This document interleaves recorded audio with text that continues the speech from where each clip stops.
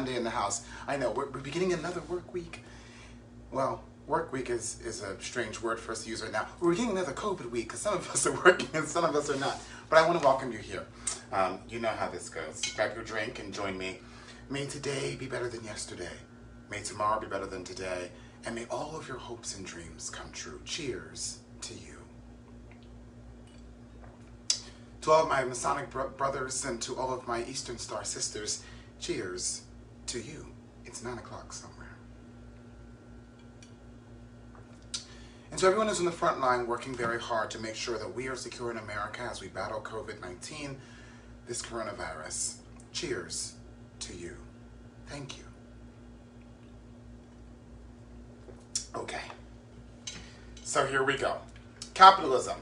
It's this idea that we have sort of really grown our country on. We left this system of monarchy. We left this system whereby a king was responsible for his subjects, and we entered into this idea that a free market economy would be the way that we could grow our nation, whereby prices could be set and determined by what a person is willing to spend, what the market will bear. And many, when this first began, this principle of sort of creating a free market economy like this, said, but wait a minute, that requires good nature and good-hearted people, because otherwise this system can become corrupt pretty quickly. And we said, oh no, we as Americans have a moray and a principle about us which is good-natured and good-hearted. We understand what it means to be a people who have come from around the world to this nation, guided by Lady Liberty, to land here and make a home in this great salad bowl, this big mixing pot, if you will.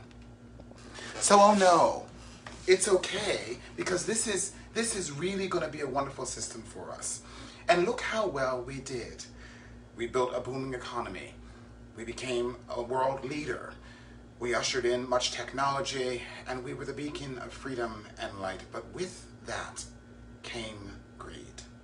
You see, what capitalism provides for us in its basic understanding of, well, free market economy, is this ability to climb over one another for our own good. It is inherently a system whereby those who are selfish are advantaged, whereby those who seek out the opportunity to step on other people to get where they are going are praised.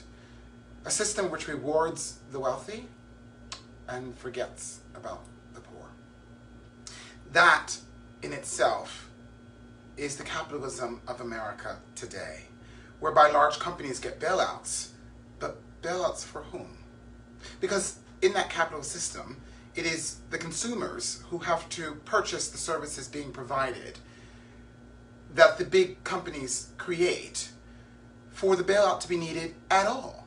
So the mind says, why aren't the bailouts going to the little people? Well, see, because in the capitalist system, the capitalist company and those who run the system, the big dogs at the top, can lobby that they are first in line, that they are who matters, and that without them, America the Great, America the Bold, this place of liberty and life and the pursuit of happiness is just simply not viable. But I would say to you that that's just not true. Because I believe that inherently in each one of us is this quality of goodness. It's a quality which we speak about in schools. It's a race and a strive that we always make to get to be a better group of people together. Recently, we've seen where we failed in some of those places at not really loving our neighbors like we love ourselves. But I'm going to challenge us and say that maybe capitalism has something to do with that problem. Because when you innately have been taught that your survival is more important than the survival of others, when you have been taught that the group that you come from outvalues another group, when you have been taught that success of your place and space in the world is more valuable than success of the group as a whole, then capitalism has failed us in such a large way. Coronavirus saw many of us sitting at home in our living rooms, in our places, wondering every day, when would we be able to go back into the world, to be able to spend our dollars, to be able to make purchases, and to keep the economy going, because we realized that our capitalist system would fail if we were not constantly feeding it every day. Our capitalist system is what allows Big Pharma to charge $500,000 for a surgery that costs $500, because price and demand win out the day. Our capitalist system is what makes it possible for our education system to place a value of education that is often 3 times the amount of a person's first job, whereby placing students in tremendous debt the moment they graduate from school. A debt which cannot be absolved by bankruptcy or any other sort of law. Capitalism allows us to think to ourselves that we have this freedom to go about in the world and do as we wish, so long as we can make a dollar doing it. Capitalism allows us to defend money over human lives. It allows us to think that it is more important to go out into the world and produce than it is to save our fellow Americans dealing with a very serious and real issue like a pandemic. A pandemic which doesn't just affect us here in the United States, but rather affects everyone around the world. So it's time that we look at the way that we do capitalism. In a utopian society, it would be perfect, right? This philanthropic pretense of what it would mean to be capitalist would just be perfect, because we all would inherently be good at our core. And our nature as good people at our core would shine through, and we would do things like have health and human services in our own homes, or privately fund them, or make that a priority for our nation. But the truth is, when you put the idea that you yourself are more important than anyone else, there go away all of the philanthropic pretense that makes a thing like capitalism work. Socialism, a dirty word, if you will, and yet so many of the things that we depend on in this society are social. The ability for someone to watch our children while we go work is a social institution called education. It's free to you until you get to college age, because you pay into a system as a society to make sure that it is available to you. In some ways, for some people today, health is becoming more social, because we realize that in order to have a system that works, everyone needs to be able to seek care. Because if we have sick people, we have an economy which doesn't work. And we have bills that are through the roof, because it is so much more expensive to deal with someone who has stage 4 cancer than to deal with someone who's at stage 1, because they were able to detect it early and seek treatment in a system which provided care for them. It is amazing to me how this idea of a society which functions together and helps one another out has become such an evil and ugly concept.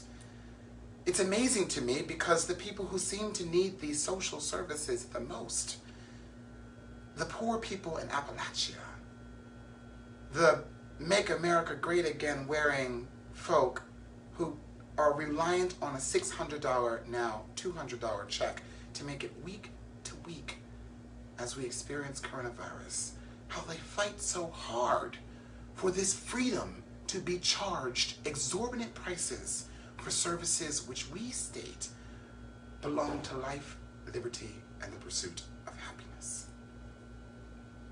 So what do we do with this conundrum, where some in America feel that capitalism is the god of success because it allows us to become billionaires,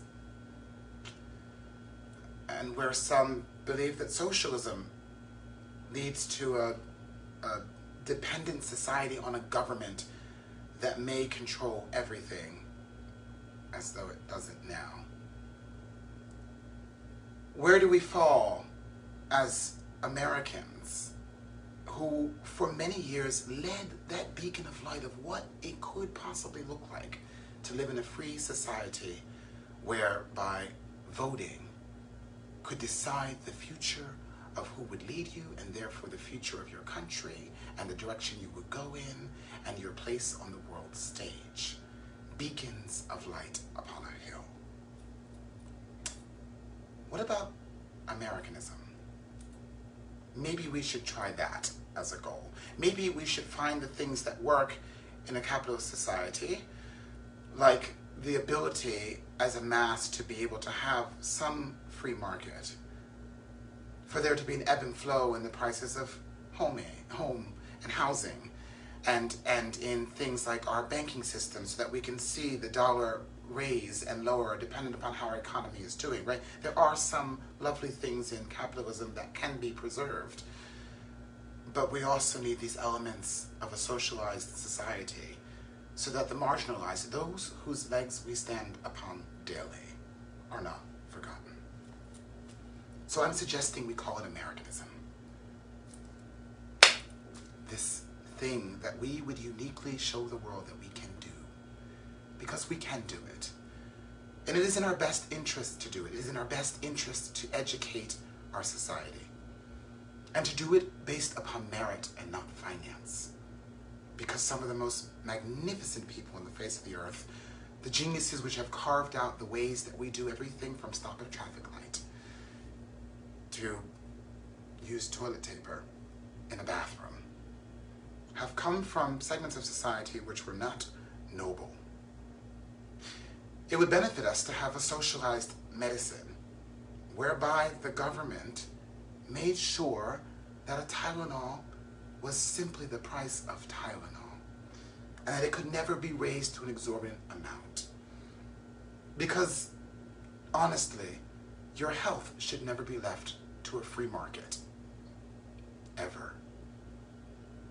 So I'm suggesting to all of us in America, and to you, that we think about this Americanism and see how we might form it, that we can create a better society and a better world today and for generations to come. Because the way that we conduct ourselves in this type of capitalism, this month will make millions of Americans homeless. This month will cause millions of restaurants to shut down.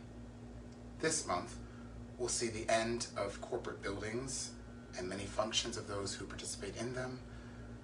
This month, as coronavirus continues on and teaches us a lesson about the lack of social awareness in this country, we see the failure of capitalism more than ever before. With that, I'm going to greet you. See how you're all doing today. Reginald, it's so good to see you. How are you? Florence, Marcus, how are you? Mitchell, I know, oh my gosh, I forgot to wear my earrings today. Michelle, how are you? Devon, good to see you. Kim Freeman, hello. Michael Thompson, how are you? Don, good to see you. Jamie Lynn, good to see you. Michael, I'd be interested in hearing your opinions on what we can do to sort of mix these different ideas together to get to an Americanism. Andreas, good to see you. Listen, you guys, we're in this boat together, for better or worse. It is our job to leave this place better than we found it. And so, as always, I'm going to ask you not to do anything that I wouldn't, because if you do, I'm going to demand that you call me.